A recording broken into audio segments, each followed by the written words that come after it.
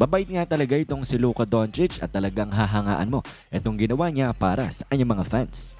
Well, sa muling pagbabalik ni Luka Doncic dito nga sa Dallas, ang kanyang talagang original home ay dito'y may sinorpresa itong si Luka at yan nga ay ang kanyang mga fans. And to be exact ay 22 na fans nga daw ang sinorpresa ni Luka Doncic at yan nga ay mga ticket dito nga sa Lakers versus Dallas game. At hindi nga lang basta-basta ticket yan kung hindi naka-on-suite nga sila na parang room, private room sa panonood nga dito sa napakagandang laban ng Dallas pati na rin ng LA Lakers.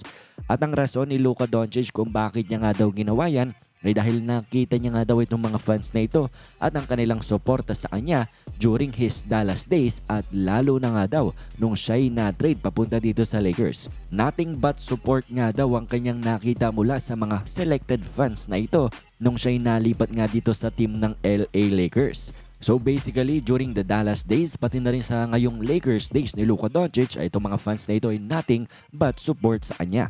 At actually, hindi nga lamang ticket sa isang private room. Ito nga nilibre ni Luka Doncic sa mga fans na ito. Kung hindi, pati na nga rin meet and greet before the game.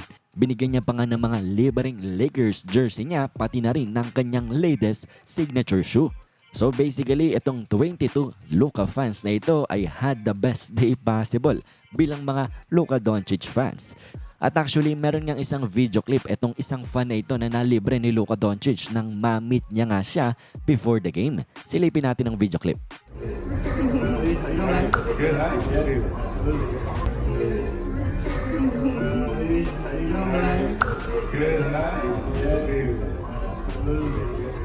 And after the game naman ay itong si Luka Doncic, minention niya nga itong kanyang ginawa.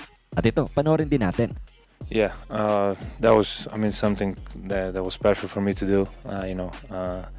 I see what a lot of them did on social media. So, and after when I got traded, how much support they gave me. Obviously, there's a lot more fans than that, but I could only play 22 of them. Well, sinabi nga ni Luka Doncic na itong 22 selected fans na ito ang talagang sumuporta nga sa kanya sa social media during his Dallas days at lalo na nga daw nung nalipat siya dito sa team ng LA Lakers.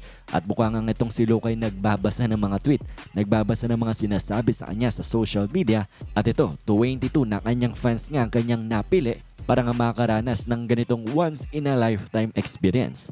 Actually, sinabi ni Luka Doncic na marami pa nga daw sila, kaso 22 nga lang daw ang maaari niya ngang ilibre this time. And for sure, tuwang-tuwa nga itong 22 na selected fans ni Luka Doncic. So talaga nga namang magandang makita ito, great gesture mula dito sa superstar ng team ng LA Lakers. Talagang hindi niya tinitake for granted ang mga fans. At alam nyo ba, palagi nga may video clip itong si Luka na kapag siya'y lalabas sa practice ng LA Lakers, lalo na kapag away game, ay itong si Luka talaga ay nagtitake ng time para hindi dumiretso sa team bus nila, kung hindi para magbigay pa ng autograph sa mga fans na matagal ngang naghihintay sa kanya.